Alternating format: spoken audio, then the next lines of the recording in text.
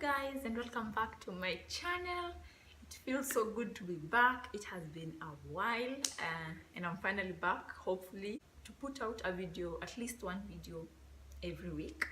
Yeah, so today I'm here with a labor and delivery story. So I gave birth to Travis on the 25th of May. On the 24th, I had a very busy day. I walked around, and to be honest, throughout my pregnancy, I've been very active, and I believe this kind of helped me to have an easier time during birth. I gave birth normally, and yeah, so guys, on the 24th, as I said, I had a very busy day. I think I walked for around 3 kilometers that day. Then I had to go to the clinic after all errands I had. So I went to the clinic. The nurse told me that he was sitting on my cervix. He was ready to come any minute. After she said this, I still didn't think I would give birth so soon, because my due date was 4th. I gave birth on the 25th. That's like, I think a week and some days before. Yeah, so I came back home, and when I went to bed around midnight, I started experiencing some cramps, some pains, which were like period cramps. It never hit me that these were labor pains, so I just thought they were just some pains that will go away eventually, but they kept coming in closer and closer. At first they were 30 minutes apart, 20 minutes, 15, 10, and when they got to around 5 minutes apart, it was like 3 in the morning. I never told anyone, I never woke anyone up. I hit up my big sis. I told her that I thought I was having my labor pains. She told me, this is it. Then you're having labor pains, you should wake everyone up. I told her I didn't want to wake them so soon, because I read somewhere that if you wanted to give birth normally, don't go to the hospital too soon, because most of the time you either come back home or it leads to a C-section. Yes, you should have the first stages of labor at home. Then when the pain is intense and when the contractions become close, go to the hospital. Yeah, so I had these pains all through the night. I was sleeping for like 10 minutes, then the pains are become intense, then I wake up, then I go back to sleep again, I wake up. This is how I slept the whole night, and I was exhausted the next day. They were still there throughout the day. Then I called my nurse. I had her number. I called her. I told her that I'm having some pains from last night, blah blah blah. She told me you should go to the hospital, get checked, just in case. It's not good for you to sit at home. You might be having labor and you don't know. Anyway, so I went to the hospital.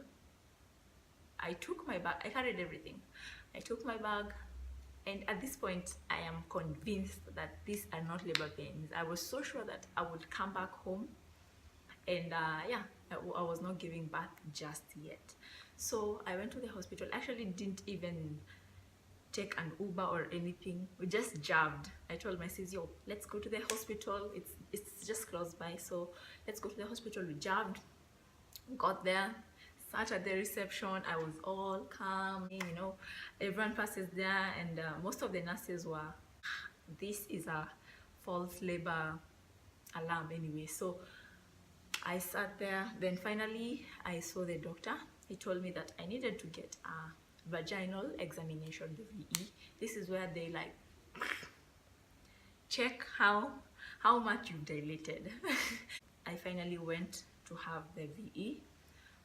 And you guys, let me not kid you, this thing is the most uncomfortable thing on earth. You imagine someone shoving their hand up your anyway, so it's pretty, and not pretty, it's way uncomfortable. So I sat there, she examined me, and she told me, brace yourself, this is not going to be fun. I did. Then she told me that I had dilated 8 centimeters and I will give birth in the next 1 to 3 hours. So this caught me by surprise, because honestly I was so sure I was not giving birth that time. So I went outside to yeah, she went back in, broke my water. Then you know, after everything was done, she told me that they would induce me for the 2 centimeters. But before that, I went outside, told my sis I'm going to have Travis. Then told her to tell everyone, and yeah, then I went back in. You guys, labor pains was nothing. Inducing is, oh my god, I don't have words. It is so painful. It's out of this world, the pain. Anyway, so the 2 centimeters, put some water. Then I had to dilate for the 2 centimeters. I thought this was going to be fast, but I actually took 2 hours to get to 10 centimeters. And I remember the nurse telling me, so when you feel the urge to go for a long haul, that's the baby coming, tell me. So I'm seated, the pain is too much, I stand up, I walk around, it's too much. Then finally, after I actually slept, at some point I even slept. The pain was intense and I had not slept last night. So I felt the urge to go for my long haul. She told me, sit up there, this is it, we're going to push this baby out. I sat up there, and at this point the pain is too much. All I'm thinking is, yo, Travis, you need to be out. So I went up there and she told me to start pushing. Yeah, so I started pushing. I think I pushed like 5 times, like, yeah, around 6 times, and he was out. Yeah, but at some point when he was crowning, the pain was too much, so I paused, and she was like, yo, you can't pause here, you're going to cause damage to the brain. I pushed him out immediately. Like, after that I just gave like 2 more pushes and he was out. Yeah, so I got stitches. Yeah, and overall it was still, I think, the most rewarding experience. You know, like, all that pain doesn't matter anymore. Yeah, so guys, that's my labor and delivery story. Not the cutest, but yeah. So right now Travis is 6 weeks old.